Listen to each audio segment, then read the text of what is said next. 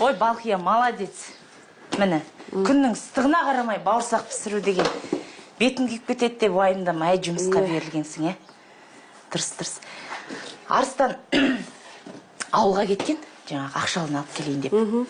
Апама да айтқан ыңғайсыз болмасын, ертерек құтылайық деп. Білем, Мәдібек айтты ғой. Келесі айға дейін. Берсеңіздер, Жоқ, келесі айға дейін созбай қойып, қарызды ерте бере берген дұрыс қой. Айтпақшы, мен апама барып келейінші, бірден айтып келейінші. Апам кетіп қалған. Сосын апамның мерейтойы келе жатыр ғой, 70 жас. Соны жасайық та. Көрші қолам бар, туған туыс бар. Ұят болады ғой атамасақ.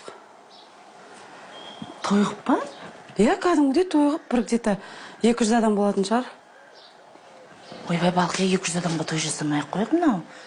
Неге? Ол деген ақтамайды ғой. Біздің ауылдың адамдарын білесің ғой.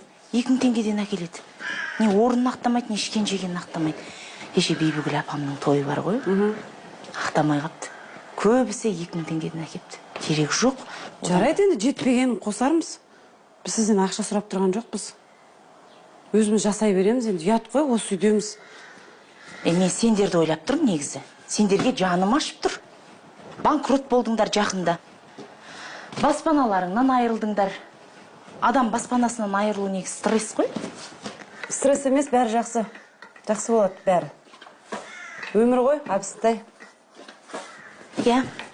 Көреміз енді.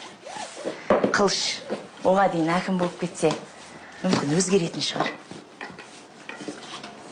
Байқаңыз, қайнағам әкім болып, тағы да өзгеріп, сізді менсінбей қалып жүрмесін.